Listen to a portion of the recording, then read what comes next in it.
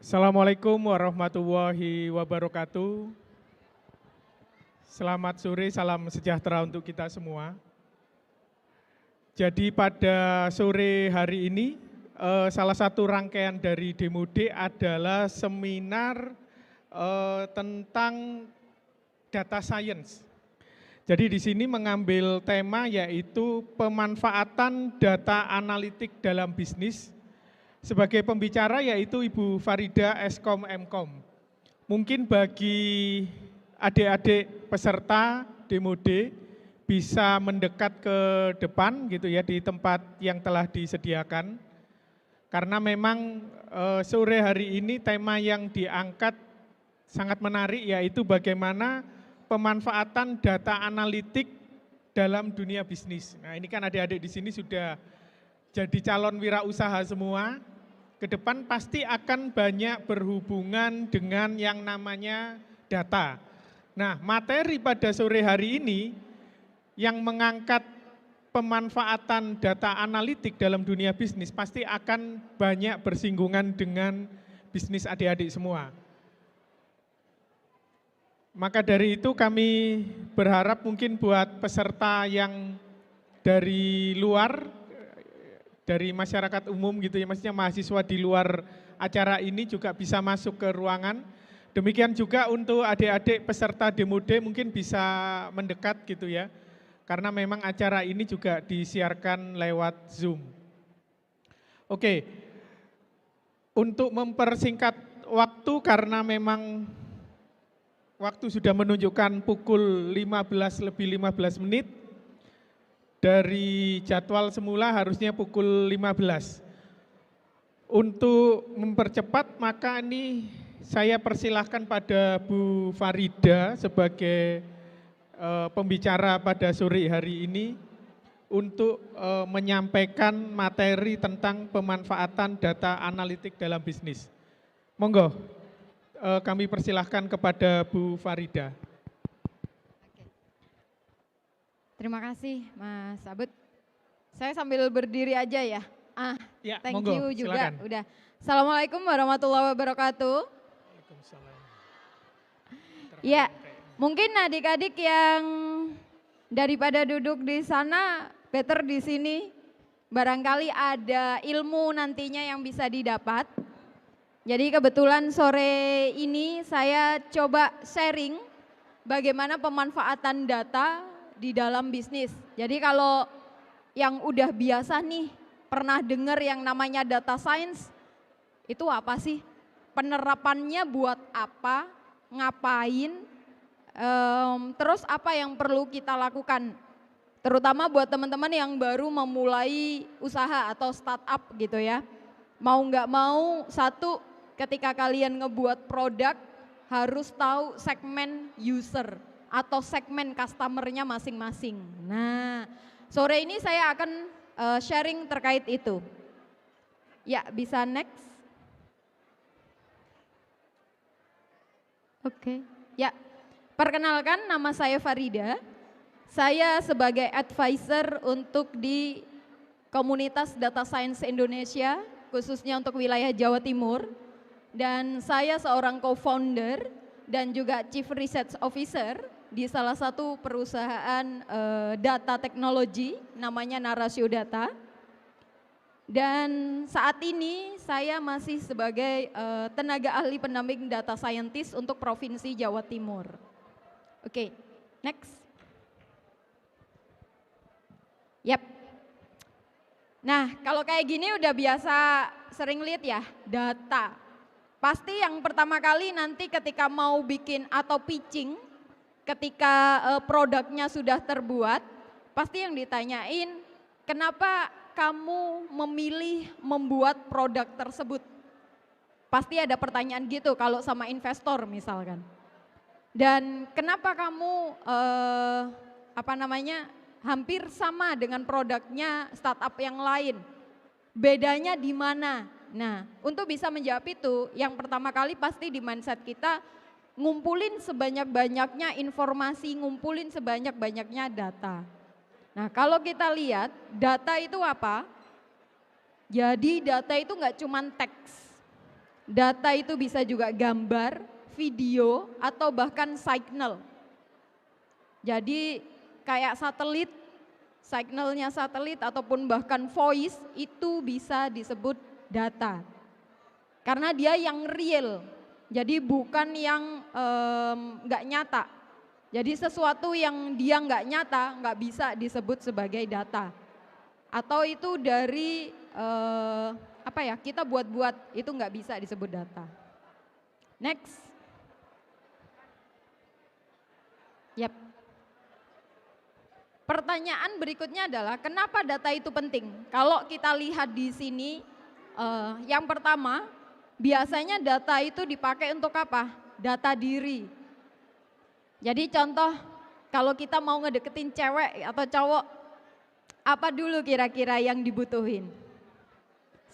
Selain nama, Instagram, nomor telepon atau nomor WA, terus alamat. Nah, berarti kan butuh apa? Data identitas. Karena itu fungsinya untuk apa? Identitas diri. Kemudian kalau lagi skripsi, buat apa? Datanya untuk riset, untuk bisnis. Gimana caranya kita mengetahui customer kita itu suka sama produk kita apa enggak? Sasaran customer kita itu siapa? Nah itu fungsinya kenapa data itu penting. Yang berikutnya yang keempat, optimize. Jadi kalau adik-adik di sini yang baru nih belajar gimana caranya membuat sebuah perusahaan ataupun bisnis gitu ya. Jangan lupa sosmed itu penting. Maka kita harus memasarkan produknya udah bagus. Wah, anggap aja lah produk Dewa. Tapi ternyata di pemasarannya nggak bagus. Kira-kira nutupin nggak biaya operasional dengan biaya yang didapat? Nggak bisa. Maka semuanya bisa dilihat dari mana? Dari data. Sosmed kita untuk memasarkan produk itu ada namanya social media analytic, ada ilmunya. Dari situ kita tahu mana yang harus di-boost, mana yang enggak.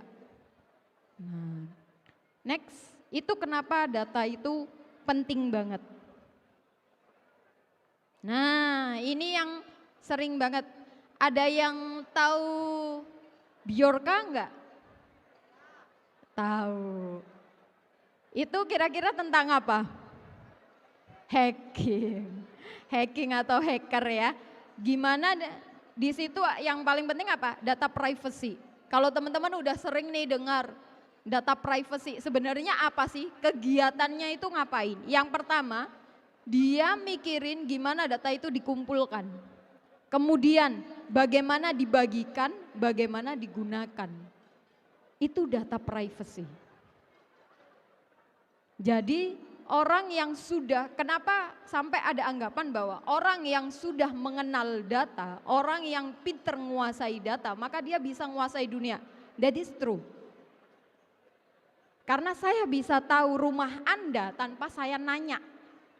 Saya tahu kesukaan Anda tanpa saya nanya. Saya tahu kamu suka sama saya apa enggak dari WhatsApp. Datanya diolah. Dari mana? Data. Udah enggak perlu saya nanya-nanya ke kalian lagi, kamu sukanya apa? Kamu ini apa? Kalau cewek yang enggak suka sama orang kemudian ditanya-tanya, pasti dia langsung gini, lah pose takon ae. Atau yang cowok ketika ceweknya nanya terus, halah duduk levelku, ngale, gitu kan. Sekarang dengan sosial media saya bisa ngedapetin itu semua. Nah, ini tentang data privacy. Next. Oke. Nah, ini kan berita yang lagi heboh beberapa bulan ke belakang. Ada enggak datanya di sini yang sempat ter-share juga? Enggak atau enggak tahu? Enggak tahu. Enggak tahu ya, padahal data kalian sudah terjual. Enggak ada yang tahu. Kenapa? Karena sosmed itu luar biasa. Kadang kita nggak sadar, oke, foto di-share, ada berita apa komen, apalagi di lambe-lambean gitu ya, komen, langsung aja komen. Kita lihat di sini kebocoran data kenapa sekarang di Indonesia gampang, masih gampang. Gak ada yang tahu. Karena people-nya masih belum sadar data itu penting. Dianggapnya saya ketemu orang baru, ketika orang baru nanya namanya siapa, alamatnya di mana, usianya berapa, kampusnya di mana, kalau kuliah jam berapa sampai jam berapa. Curiga enggak? Ini orang baru ngapain nanya sebanyak itu? Enggak, karena kita orang timur, budaya timur itu kan sungkan. Kalau ada yang nanya enggak jawab itu kayak sungkan banget gitu ya. Padahal itu kita harus tahu mana yang bisa di-share, mana yang enggak boleh. Gitu. Next. Nah ini, gimana caranya nyegah? Saya kenalkan dulu data, nanti abis itu kita masuk ke data analitiknya. Yang pertama people-nya dulu, kita-kita ini. Pernah enggak kalau di Instagram kita ngeliat IG story-nya Anya Geraldine deh. Atau yang lagi suka sama siapa ya? BTS. Ngeliat nih IG story atau yang kita lagi PDKT-in. Sering gak kepikiran kenapa ketika kita udah pernah buka, sering buka, tiba-tiba ketika kita buka halaman pertama IG story-nya muncul duluan. Tahu nggak bahwa jari kita jempol klik itu terekam. Ketika itu terekam, maka dia akan datanya diambil. Sama mesin itu akan diolah untuk mengetahui anak ini sukanya ini. Contoh, ada yang pernah tahu Kumparan nggak? Tahu ya, dia kan kayak news online gitu kan. Ketika kita berhenti di satu kalimat aja atau satu kata aja, sepersekian detik itu direkam. Kemudian nanti dicoba, biasanya nanti ketika udah gini muncul rekomendasi berita terkait itu tadi. Wah sakti ya, sosial media ini dukun, bukan, dipelajari sama mesin. Sama, kita pengen tahu customer kita suka apa, itu gampang. Lihat aja, dia like apa enggak, dia komen apa enggak, dia komennya yang baik atau buruk apa, yang netral-netral, kita tahu dari situ. People-nya harus cerdas, harus tahu mana data yang boleh di-share, mana yang tidak boleh di-share. Kemudian proses, harus ngerti. Kira-kira saya pernah nih ya di salah satu mall belanja lah, lagi belanja, tiba-tiba ditawarin kita. Kalau pakai aplikasi ini nanti dapat diskon loh tambahan 20%. Pernah kan? Disuruh masukin nama, kemudian suruh unggah KTP di sini, suruh foto gitu ya. Saya nggak mau. Kenapa? That is privacy. Itu bahaya. KTP kita sama wajah kita kalau sudah masuk ke sistem itu, benar tak? Aplikasi tersebut tidak akan menyebarkan ke yang lainnya. Saya harus kenal dulu aplikasi ini itu kayak gimana. Teman-teman kalau mau install dibaca dulu benar-benar. Karena di situ ada tulisan ataupun termnya di situ bahwa data kita boleh di-share ke yang lain. Ada yang begitu, ada yang bolehkah aplikasi ini mengambil data pada saat hanya digunakan atau setiap saat, pernah ya? Saya selalu milih saat digunakan. Karena GPS kita, walaupun kita nggak aktifin, handphone kita itu jalan. Kenapa saya bisa ngomong kayak gini? Karena saya tahu sendiri. Bagaimana saya bisa tahu posisi mbaknya ini kemarin habis dari mana aja, jam berapa aja, di titik mana aja, dari handphone. Kalau saya sudah dapat nomor telepon mbaknya, saya bisa ngelihat mbak ini kemana aja ngapain. si teknologi itu kita mesti pelajari karena tujuannya untuk memanfaatkan dalam kebaikan, bukan sebaliknya. Maka harus pahami prosesnya. Setelah proses teknologinya ini yang paling penting. Enggak deh Bu, aku kan bukan orang komputer, aku kan bukan orang statistik, aku bukan orang matematik. Ngapain aku belajar untuk ngolah data? Padahal saat ini saya punya salah satu staf, dia itu lulusan ITB, astronomi, berarti perbintangan kan ya. Sekarang dia jadi staf saya dan ngurusin mesin learning. Ternyata apa? Ternyata di jurusan itu mereka ngolah data, cuman kadang nggak sadar bahwa itu mereka mengolahnya pakai metode mesin learning. Akhirnya apa? Dia tahu, oh ini manfaatnya buat apa. Jadi kita harus update teman-teman. Next. Oke, kita lihat saat ini ya kita udah masuk gimana sih data ini bisa dimanfaatkan untuk bisnis. Next. Kita lihat, nah ini contohnya teman-teman, bahwa data itu nggak cuma untuk untuk yang di bagian IT aja.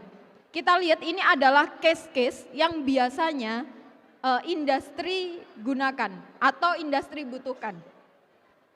Yang pertama itu churn prediction. Jadi churn prediction itu kita pengen mengetahui kira-kira customer yang dia potensinya untuk terus berlangganan sama enggak itu siapa dan berapa banyak. Ini biasanya di telco. Jadi perusahaan yang telco, telekomunikasi. Itu churn prediction-nya kita bisa lihat. Kan biasanya Anda kan di sini pakai salah satu layanan untuk wifi ataupun hosting dan seterusnya, itu bisa pakai churn prediction. Kemudian fraud detection, ini biasanya kalau di keuangan atau yang bahkan di network jaringan itu juga bisa. Jadi fraud detection itu untuk mengetahui orang-orang atau potensial yang mencurigakan.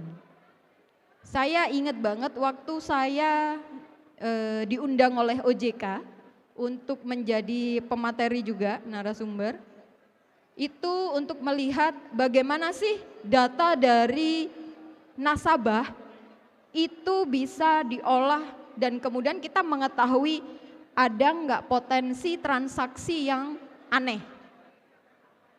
Itu dari data apa? Transaksi nasabah. Jadi kita bisa lihat.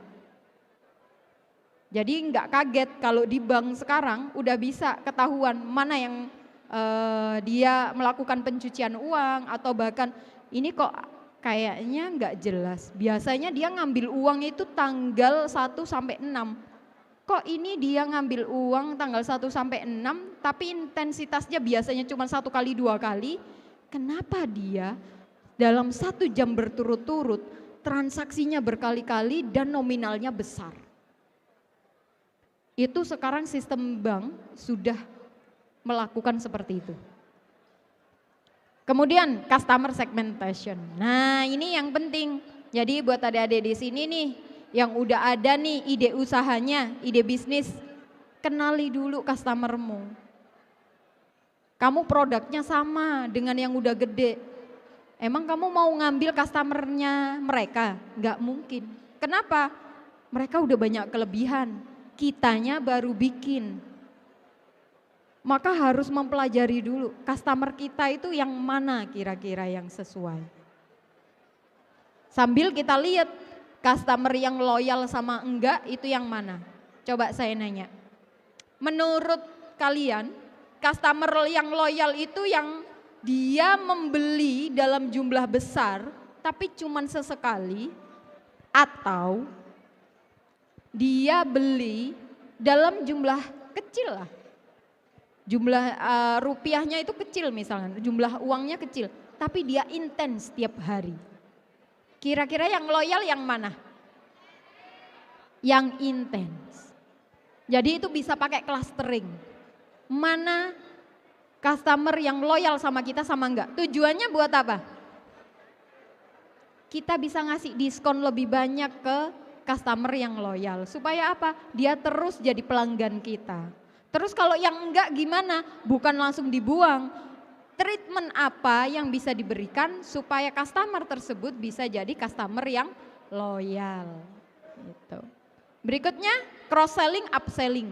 Nah kalau ini biasanya teman-teman kalau suka belanja di TikTok Shop atau bahkan di e-commerce yang lain, biasanya di situ di bawah itu ada pengganti barang ini dengan apa. Nah itu seperti itu. Jadi case-nya di industri bisa digunakan, datanya diolah untuk mengetahui produk mana bisa ditutupin dengan produk yang lain tanpa mengurangi memenuhi kebutuhan customer-nya. Kemudian customer behavior. Dulu kalau di salah satu unicorn atau bisa disebut sudah dekakorn di Indonesia, itu kalau mau buka cabang mereka mempelajari dulu customer behavior-nya. Atau yang paling gampang Instagram. Coba amati, Instagram itu pasti dia kalau klik-klik itu sebelah kiri. Ya enggak? Pasti yang entah jempol atau apa kiri semua, tapi kita udah terbiasa kanan. Itu fungsinya buat apa? Dia tahu customer yang paling banyak menggunakan sosial media Instagram itu rata-rata orang Indonesia misalkan, orang Asia. Di mana orang Asia rata-rata dia bukan kidal. Diubah lagi UI UX-nya. Fungsinya apa? Itu tadi, memberikan kenyamanan. Nggak kerasa kita. TikTok aja udah berubah banget sekarang. WhatsApp berubah banget sekarang. Itu fungsinya ketika mereka gunain data untuk apa? Customer behavior-nya. Lanjutnya, bisa dipakai apa? Kita pengen tahu profit analysis. Jadi keuntungan kita yang bisa didapatkan dari customer. Nah ini case-case-nya. Next. Kalau di keuangan, nah nanti mungkin bisnisnya udah berkembang nih, ada tim finance sendiri atau sekarang tim finance-nya masih gabungan. Kita bisa ngelihat dari datanya real time stock market. Jadi nggak perlu kita nganalisa dari Excel satu-satu, enggak. Dari sistem itu bisa real time. Fraud detection seperti tadi. Kalau ada di sini misalkan ide bisnisnya terkait pinjaman online. Kita tahu resikonya yang paling besar yang mana. Oh nasabah ini resikonya kecil, udah pinjemin aja, dia pinjem berapa, nah itu bisa di sini. Kemudian kita bisa ngelihat optimasi masalah financial performance-nya. Jadi kalau baru ngerintis bisnis, saran saya jangan berfokus hanya di produk, fokus juga di masalah perhitungan biayanya, bagaimana cara ngebalikin uang yang untuk produksi, customernya siapa, itu harus difikirkan. Jadi jangan sampai kita terlena, udah produknya ini bagus ini, ya, siapa yang mau beli? Pertanyaannya itu. Bener nggak ngejawab kebutuhan? Bener nggak itu hanya sekedar angan-angan kita bahwa produk kita itu oke, menjawab kebutuhan? Nah, kita lihat dulu berdasarkan datanya. Next. Nah, kita masuk di analitik data. Next. Gimana sih caranya kalau datanya banyak, kemudian kita pengen tahu kayak tadi case-case-nya terjawab. Pertama, pahami dulu permasalahan. Kalian mau apa? Dari data yang kalian punya itu mau apa? Oh aku pengen tahu kenapa sih penjualanku menurun. Oke kita lihat data transaksimu ada enggak? Cek dulu pemahaman datanya. Kalau untuk menjawab pertanyaan itu saya butuh data apa? Nah itu pemahaman dari datanya. Kalau sudah transaksi, baru kita masuk ke data processing. Setelah itu baru digrafikkan. Nanti saya kasih contoh di akhir, contoh grafiknya. Next. Nah, teman-teman di sini ada yang pernah tahu nggak tools ini? Yang sering dilihat yang mana? Atau enggak sama sekali? Enggak. Enggak ya. Oke, itu gajah. Oh, Python. Siapa di sini yang udah tahu Python? 1, 2, 3, 4, 5. Oh, udah tahu Python. Biasanya dipakai apa kalau Python? Buat? Oke. Buat apa? Oh, pemrograman aja. Oke. Kan bisa dipakai juga untuk apa? Membuat model machine learning. Jadi bisa otomatis. Kita kalau ngolah data gede, kita bisa pakai Python atau yang itu adalah R. Biasanya orang-orang statistik menggunakan R programming. Kalau Python itu dia bisa hybrid soalnya dengan teknologi yang lain. Makanya kenapa Python saat ini luar biasa perkembangannya. Kalau yang di tengah itu fungsinya untuk grafik yang cantik. Jadi ada Tableau sama Power BI. Jadi fungsinya untuk membuat tampilan grafik yang cantik, bisa otomatis juga, bisa real time. Kalau yang di sebelah sana, yang paling sebelah kiri, itu adalah database.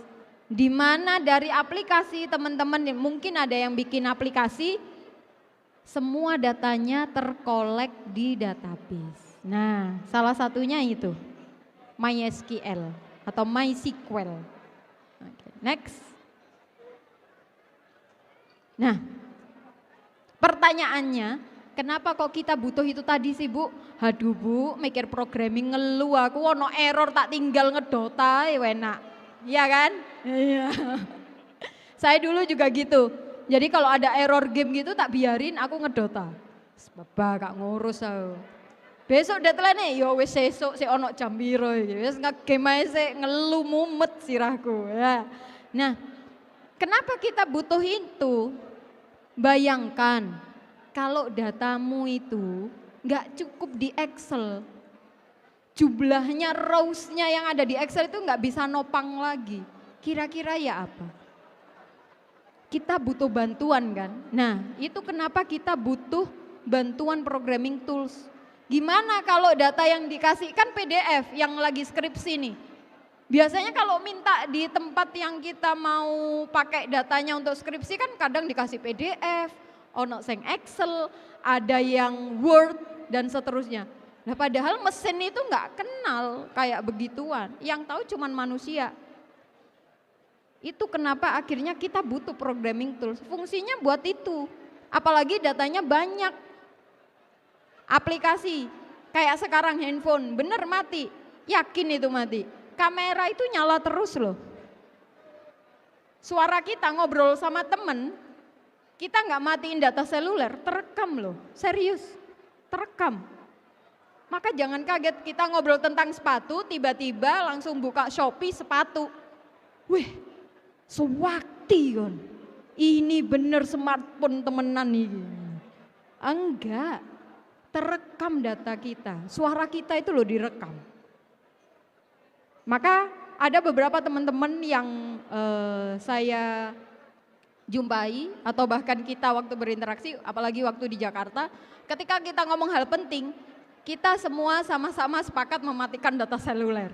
Jadi obrolan kita benar-benar aman. Itu nggak sadar. Nah, otomatis data yang terekam kan jumlahnya banyak.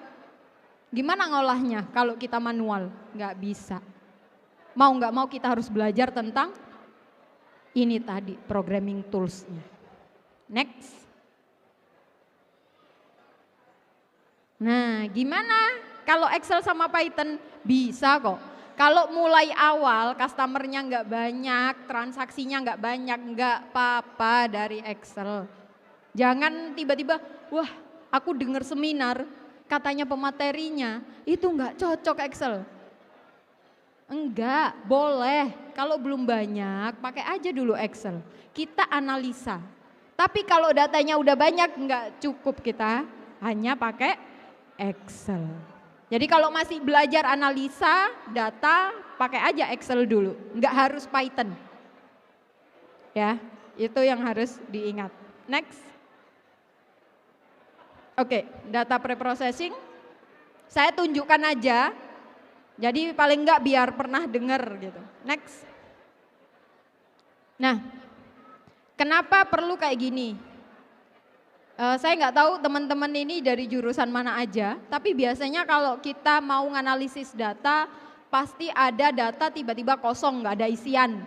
Terus kalau nggak gitu harusnya angka diisi huruf, kan sering 20.000 jadinya 2 O baru ribu, sewering. Nah mesin itu nggak bisa langsung analisa, makanya dia perlu apa? Dibersihkan. Data kalau secara kenyataan itu kotor, nggak ada data bersih. Data bersih hanya ada di penelitian di kampus. Kalau sudah di industri nggak ada data bersih. Yang namanya orang kalau ngisi aplikasi aja atau ngisi form pasti banyak kelirunya. Nah itu kita harus bersihin datanya dulu. Ada yang nggak keisi, ada yang datanya double, belum lagi datanya nggak tepat. Ditanya nama, ngisinya alamat. Ditanya alamat, ngisinya nomor telepon. Nah itu pernah terjadi? Pernah. Kemudian inkonsisten. Yang namanya jalan itu J-nya besar, L-nya kecil, titik. Ada yang ngasih JALAN. Nah itu inkonsisten. Salah format. Biasanya harusnya formatnya PDF, yang dikirim yang bukan PDF. Nah kadang hal-hal seperti itu.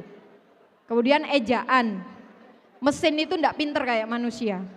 Maka kita harus ngebersihin dulu. Next.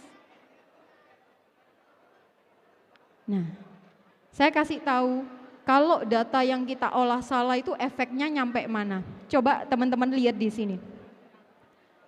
Kalau dari humannya secara teknisnya udah salah, mengakses data yang keliru, tiba-tiba langsung dimasukin dalam proses dan mencari informasi yang lebih dalam, menghasilkan keputusan yang salah juga.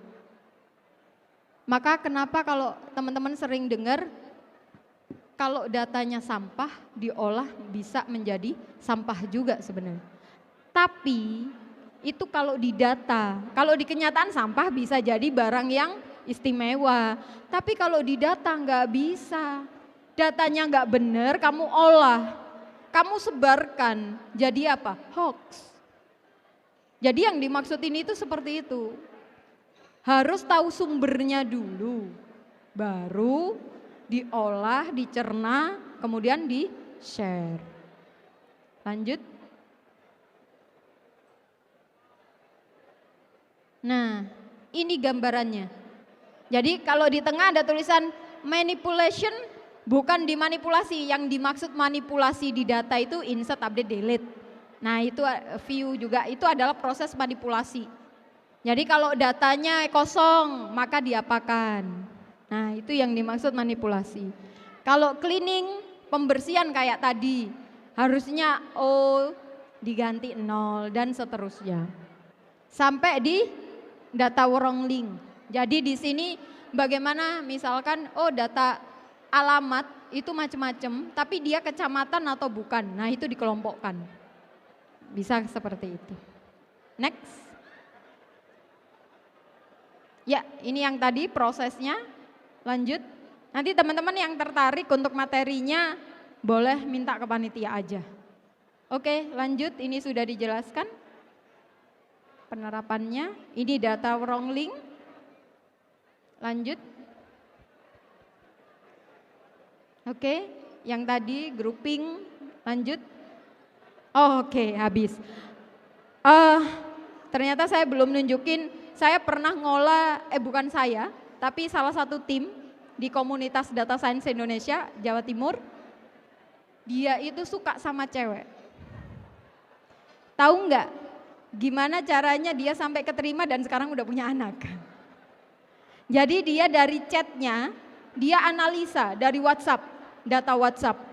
Dianalisa, dari situ ketahuan anak ini suka sama saya itu ketahuan ketika dia meresponnya itu kurang lebih berapa detik. Bisa dilihat.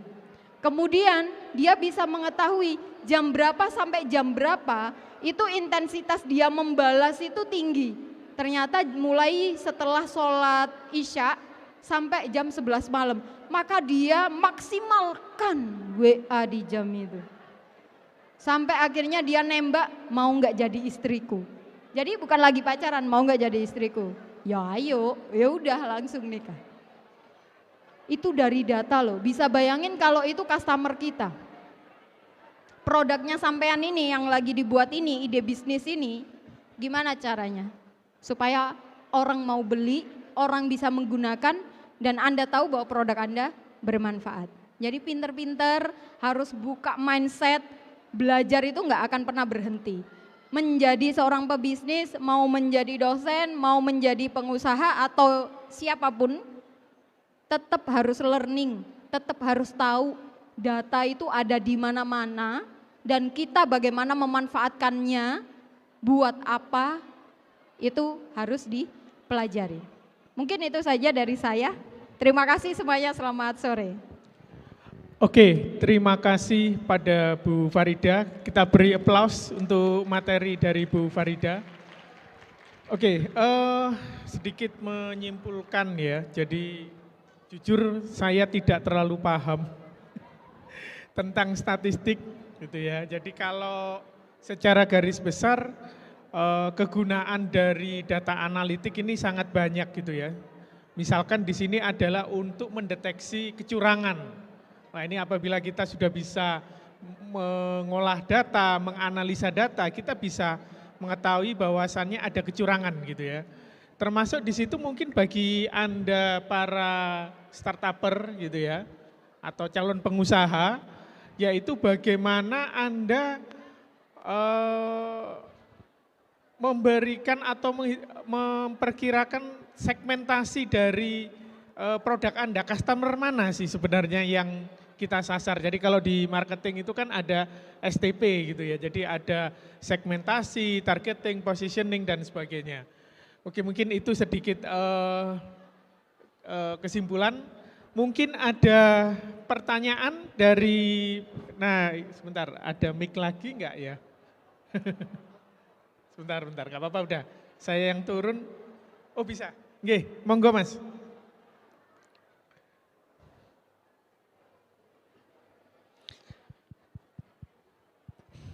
Tolong disebutkan nama dan dari kampus mana ya.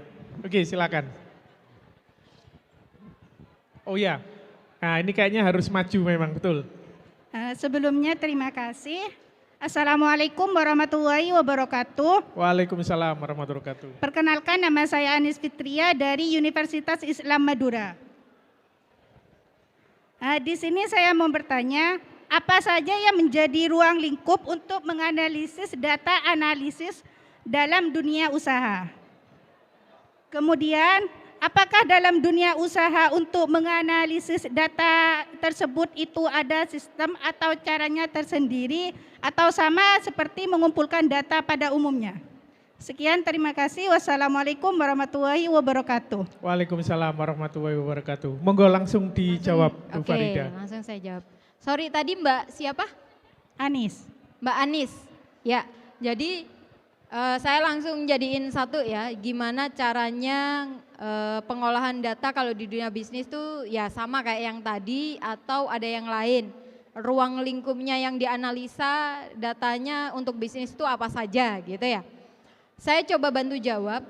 Kalau biasanya yang sering kali saya sering diminta nih untuk ngolah data, terutama buat perusahaan, yang pertama kali itu pasti yang dilihat adalah selama ini penjualan saya itu sudah oke apa enggak? Produk saya itu beneran diminatin apa enggak? Bisa enggak memprediksi penjualan saya ke depan itu apa kira-kira yang harus ditonjolkan? Biasanya gitu. Terus kita pengen tahu gimana caranya untuk misalkan kalau ada yang bahan makanan ya atau produknya makanan. Gimana caranya saya bisa mengetahui kapan saya harus stok bahannya untuk membuat produk itu di waktu-waktu tertentu.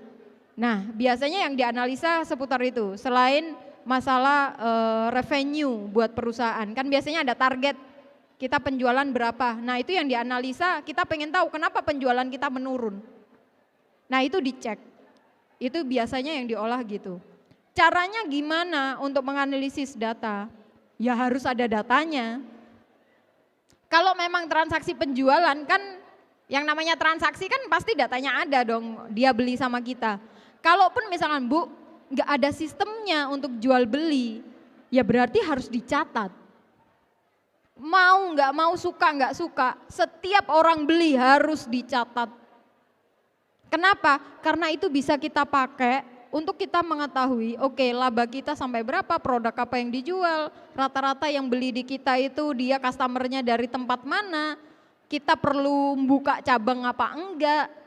Yang paling potensial buka cabang itu karena banyak banget customernya dari daerah A, datanya ada. Nah itu sehingga keputusan kita mau mengembangkan usaha itu tidak cuma berdasarkan feeling, tapi based on data, itu penting banget. Mungkin itu ya Mbak, semoga bisa jawab. Kasih. Gimana Mbak, udah jelas atau mungkin ada yang mau ditanyakan lagi? Sudah Pak, terima kasih Bu. Ya, terima kasih. Oke, mungkin dari peserta yang lain ada yang mau ditanyakan, ini mumpung ada pakarnya. Ini para calon wirausaha kita. Monggo. Oke, sambil menunggu pertanyaan Bu Farida, jadi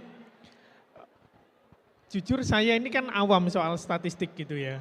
Nah pertanyaannya adalah kira-kira tahapan-tahapannya gimana supaya saya bisa belajar tentang data analitik ini Bu Farida? Kalau awal ini yang sering saya kasih kasih tips. Jadi jangan berpikir statistik dulu. Oke. Tapi lihat data, pertanyaan yang muncul dulu setelah ngelihat data itu kira-kira pengen dapetin informasi apa. Lakukan analisis deskriptif dulu. Jadi kalau deskriptif kita bisa pakai statistik yang kayak total, rata-rata. Nah kan itu kan sebenarnya statistik juga kan. Iya, Cuman iya, betul. kadang kita mikirnya kalau statistik itu ya wis turunan rumus yang jelimet. Padahal enggak. Oke. Kita bisa pakai rata-rata, kita bisa pakai total. Itu juga bisa, tergantung dari case-nya nanti seperti apa. Jadi jangan minder duluan, waduh aku susah statistik atau apa. Jangan, belajarlah sesuai kebutuhanmu saat itu dulu. Nanti ikut terus akan berkembang. Mau nggak mau kita akan belajar, oh iya. Kalau aku butuh gini tuh caranya gimana, kan pasti kepikiran Mas. Iya, betul. Kalau betul. kita pengen tahu rata-rata penjualan kita untuk di triwulan ini tuh berapa sih? Yang namanya rata-rata kan berarti di total dibagi Ya, dengan jumlahnya gitu kan. Nah itu udah statistik loh.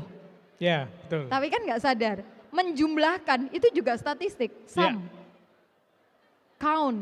Kalau kita pengen ini count. Ya. Nah itu udah statistik. Jadi jangan berpikir ribet dulu. Lihat datanya, dari data itu pengen dapetin informasi apa. Kalau Oke. memang belum terbiasa melihat permasalahan, lihat datanya dulu. Permasalahan yang muncul di sini setelah ngelihat data itu apa, coba dikerjakan. Itu sih Mas. Oke. Itu cara memulai. Oke, berarti yang penting atau yang utama adalah tujuan dulu ya. Dari sekian banyak data kira-kira apa sih yang kita perlukan? Misalkan untuk adik-adik calon pengusaha, misalkan saya pengen tahu keuntungan saya bulan depan itu berapa gitu, bisa ya dibikin ini ya pendekatan statistik atau apalah Bisa. namanya? Jadi masuk prediction kan. Prediction, oke. Kalau udah masuk prediction, biasanya kita juga sudah menggunakan, kalau emang udah prediksi ya mau nggak mau kita pakai machine learning. Jadi belajarnya sudah menggunakan metode matematik dan juga statistik, tergantung nanti itu kira-kira metode apa yang digunakan untuk memprediksinya. Kan ada juga kan forecast. Ya, forecasting ya. Forecasting, ya udah kita belajarnya sesuai itu dulu aja, sesuai kebutuhan. Siap. Beda lagi kalau memang, oh aku pengen jadi data scientist nih. Ya, ya. ya itu beda lagi. Atau aku pengen jadi data analis, mau nggak mau statistiknya juga harus bagus, Betul. belajar tentang query dan juga visualisasi, itu sih. Visualisasi Iya, data. itu kalau data analis, karena kalau data scientist beda lagi nanti. Oh beda ya, antara Beda. data scientist dengan Kalau data data scientist analis? itu dia deployment machine learning. Oh. Jadi data scientist itu dia menemukan, oke, datanya seperti ini. Ini kira-kira kalau tak deploy nih pakai machine learning ini, itu dia ketika sudah di-deploy di salah satu apps kita yang udah kita buat, menghasilkan revenue enggak untuk di bisnis kita. Ya. Nah itu tanggung jawabnya siapa? Data scientist. Tapi kalau hanya sekedar menganalisa data, melihat trennya bisnis ini kayak gimana, rata-rata data analis. Jadi dia nggak sampai deployment. Oh. Gitu. Makanya saling berkaitan sebenarnya. Jadi jangan pernah khawatir bahwa aku nggak bisa machine learning. Tenang, ada tim. Kamu kuatnya di mana? Itu yang harus terus diasah. Tapi yang paling penting adalah data dan business understanding. Itu nomor satu udah. Kalau sudah mau ngolah data, kuatin itu. Caranya gimana? Open mind. Senang baca. Lihat kasus itu bukan yang dibahas bukan permasalahannya, tapi apa sih ini bisa diselesaikan dengan apa sih? Kok bisa itu terjadi? Nah, critical thinkingnya justru. Maka kenapa yang tadi saya bilang, orang-orang data kalau dia sudah menguasai data, dia bisa menguasai dunia. Kenapa? Dia bisa jadi dukun.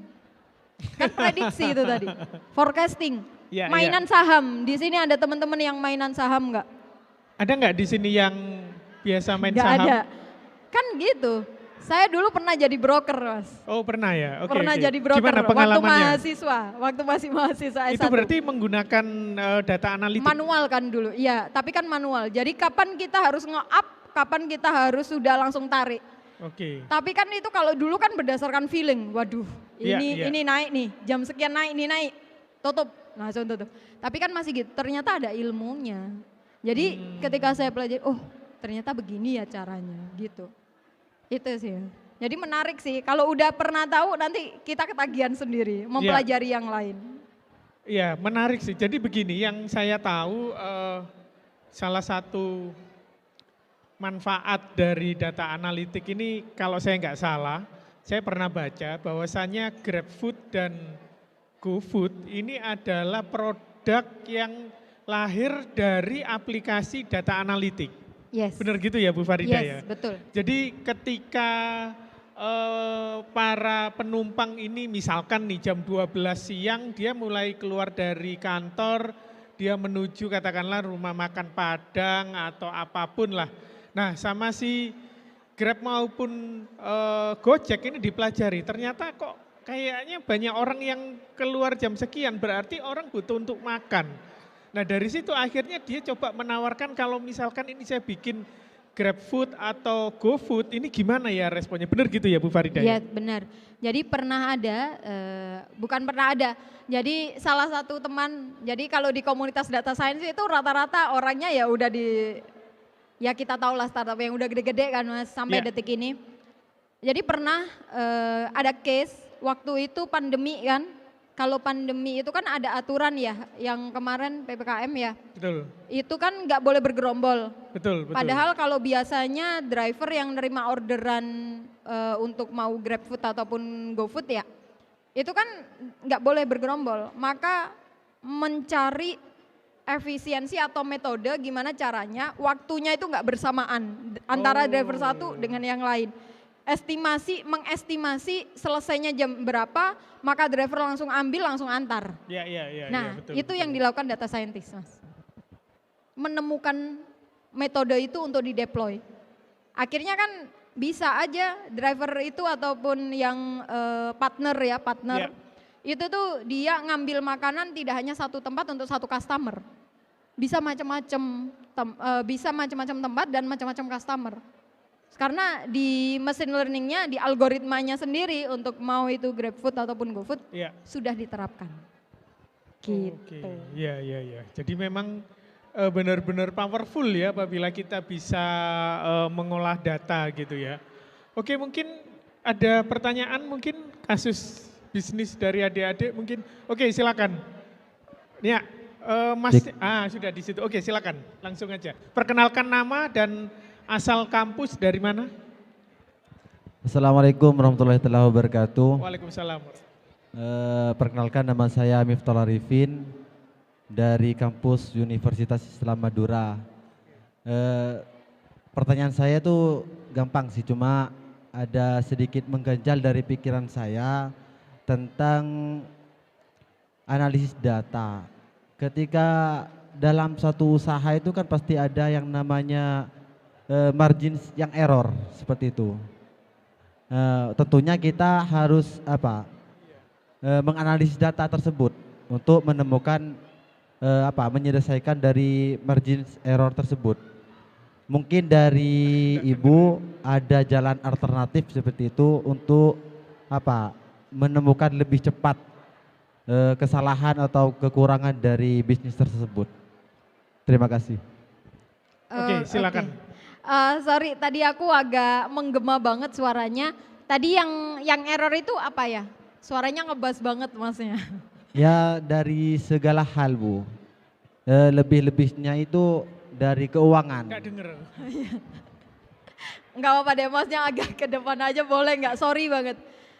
Suaranya terlalu. Iya, suaranya terlalu ngebas ngebas ya. Jadi kita nggak denger. Cocok ini jadi ini background. Oh, mungkin ini bisa diulang ya. Dalam suatu perusahaan atau usaha ya, pasti ada margin error. Oh, margin error. Margin error. Oke. Terutama di bagian keuangan.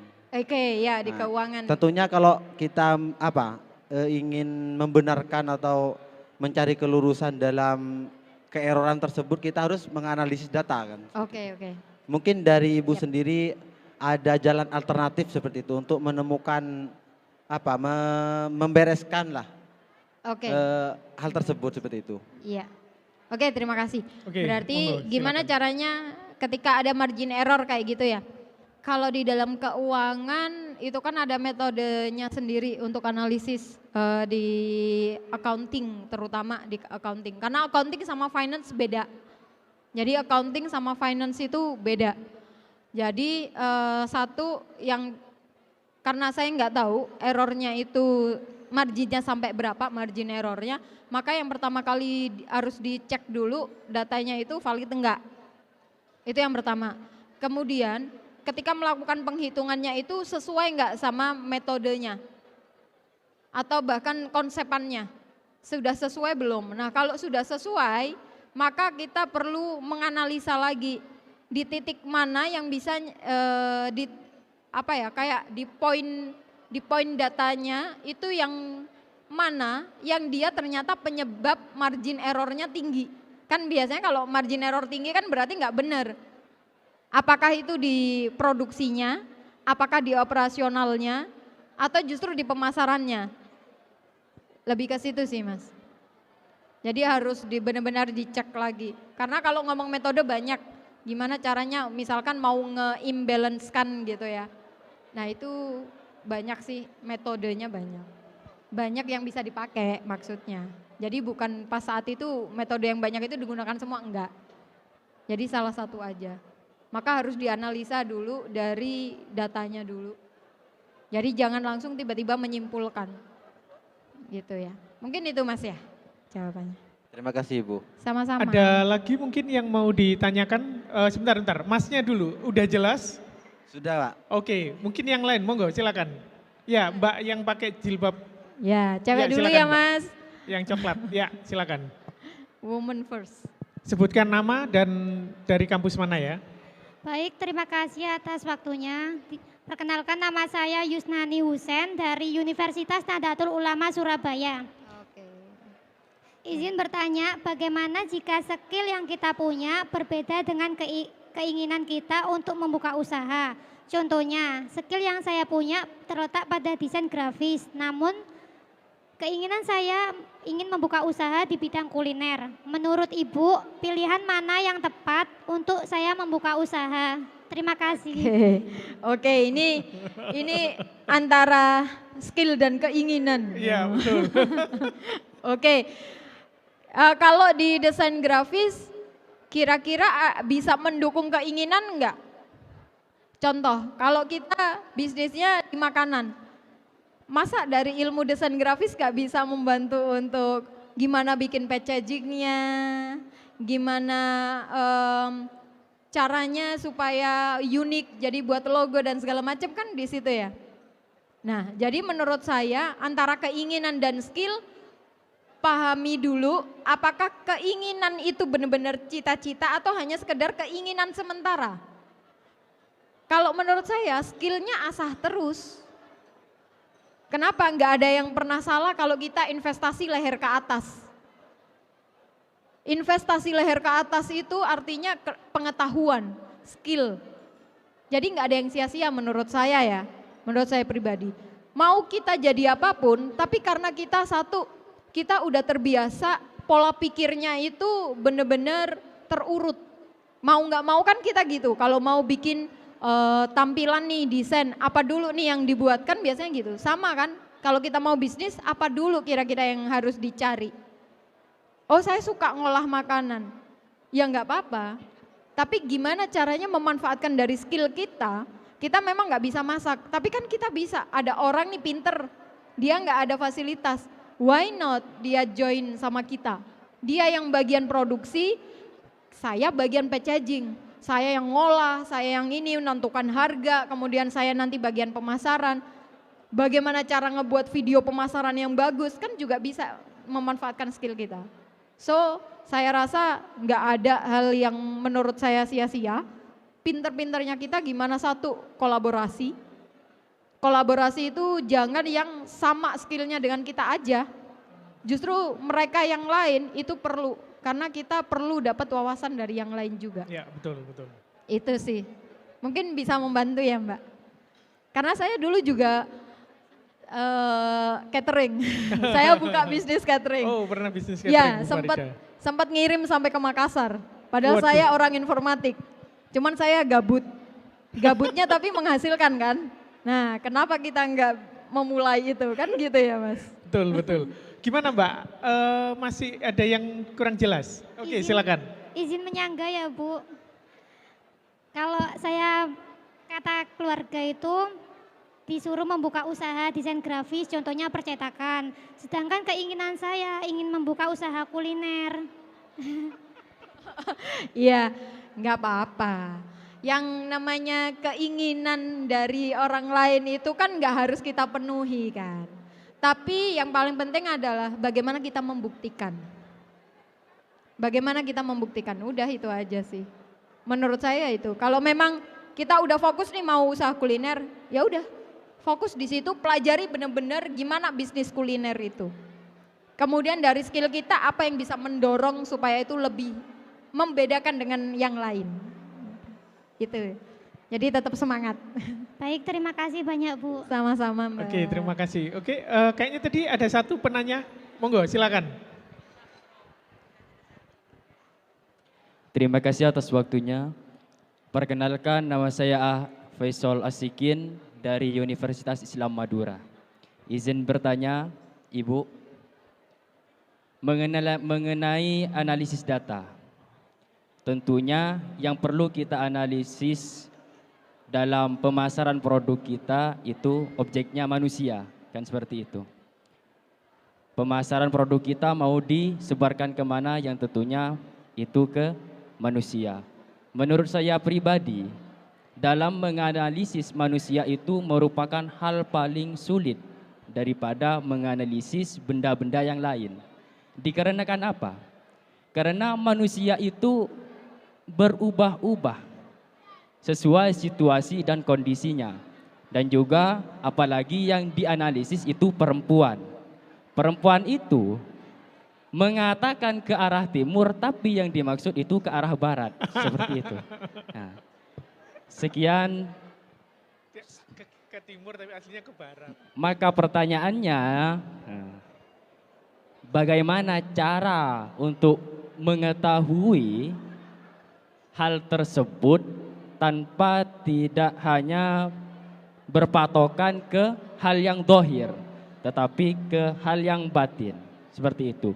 Karena terkadang juga manusia itu kalau tidak suka terhadap produk kita, kalau istilah bahasa Maduranya itu nyolak. Apakah Anda suka terhadap produk saya? Itu terkadang dijawab iya, akan tetapi di dalam hatinya itu tidak. Kalau bahasa Maduranya itu nyolak. Mungkin seperti itu pertanyaannya. Terima kasih. Ya, Oke. mungkin Mas yang terakhir tadi aku nggak seberapa ini. Iya tadi Masnya sempat menyinggung kalau nggak salah sih kalau perempuan itu pengen, iya apa? Aduh sorry, suaranya nggak terlalu jelas. Suka berubah-ubah. Oh, Suka berubah-ubah, oke. Oke, gimana nganalisa supaya yang tepat ya? Karena kalau nganalisa manusia itu susah gitu ya. Iya, betul. Iya. Oke, thank you. Contoh satu sih, sebenarnya dari data itu kita udah tahu pasti kok orang itu apa. Itu dari data udah nggak bisa bohong. Tapi kita harus pastikan bahwa mereka mengisi datanya atau membuat datanya itu benar. Gitu ya. Beda lagi kalau datanya nanti diubah. Kalaupun datanya diubah, kan otomatis analisanya juga berubah. Kalau udah mesin itu kan nggak pakai perasaan tuh. Kan dia udah sesuai rule-nya. Maka dia pasti akan menampilkan sesuai dari datanya atau sesuai inputan. Sesuai inputan. Ada beberapa hal-hal, kalau di ilmu data itu enggak cuman patokannya hanya melihat tabel itu ataupun grafik, itu kan tergantung siapa yang melihat. Grafik itu jadi, oh ini tuh kenaikannya sekian persen atau bahkan biasa aja stagnan kan tergantung orangnya. Asumsi, gitu kan. Makanya ada di dalam ilmu data itu khusus untuk data visualisasi namanya storytelling with data. Bagaimana kita bercerita dengan data. Jadi harus paham dulu ngolahnya benar enggak, ngedapetin datanya benar enggak. Kemudian milih grafik itu enggak asal pakai. Karena interpretasi dari data di grafik bisa beda kalau kita memilih grafik yang tidak tepat. Contoh, biasanya yang paling banyak di sini kalau bikin laporan apa? Pakai pie chart kan? Yang bulat, ya kan? Pakai pie chart kan? Padahal di situ ada kurang lebih 10 kategori. Muncul tuh prosentase semua. Itu enggak bagus. Mata manusia, kalau dalam ilmu psikologi ada di teman-teman UI UX itu juga belajar. Namanya IMK, interaksi manusia komputer, itu ada ilmunya. Manusia itu ngelihat warna itu nggak bisa lebih dari 5 sebenarnya. Maksimal kalau pakai pie chart, itu paling nggak 5 lah. Minimal 2. Kalau 1 jangan pakai pie chart. Ya betul. Itu nggak tepat. Nah hal-hal kayak gitu sih. Tapi kalau misalkan memprediksi, apalagi perempuan tuh beda A, B, C, D, E. Enggak kok. Sebenarnya enggak susah. Contoh kayak yang tadi dari WhatsApp aja udah ketahuan. Apa cuman dari WhatsApp toh, terus tidak melakukan sesuatu? Enggak bisa. Maka perlu dilakukan setelah dianalisa kebijakannya apa, keputusannya apa, action dulu. Ada perubahan enggak? Kalau perubahan apa? Di-record perubahannya, kita ulang lagi prosesnya. Itu sih Mas. Jangan menyerah kalau untuk perempuan tapi ya. Di data juga sama kok. Sama. Jadi kita bisa lihat customer kita awalnya usia berapa. Produk kita itu untuk customer kita usia berapa. Itu harus dilihat. Jangan disamakan, oh pokoknya perempuan produk A pasti suka. Enggak bisa, ada usia. Bisa jadi produk kita itu ternyata digemari ibu-ibu. Beda loh, ibu-ibu itu psikologinya beda. Maka yang melakukan pendekatan, pelajari dulu perempuan dengan usia sekian atau laki-laki usia sekian, remajanya yang kayak gimana, di desa atau di kota, itu juga beda. Budayanya apa, itu kita juga harus pelajari. Itu sih Mas, jadi makanya kenapa saya bilang orang data itu nggak boleh dia nutup mindset, dia mau harus learning terus. Karena data itu bisa dilihat berbagai macam sudut pandang, Betul. tapi kita bisa batasi, kita mau pakai yang mana sudut pandangnya, untuk apa, gitu. Itu ya Mas, oke. Gimana Mas? Masih ada yang kurang jelas?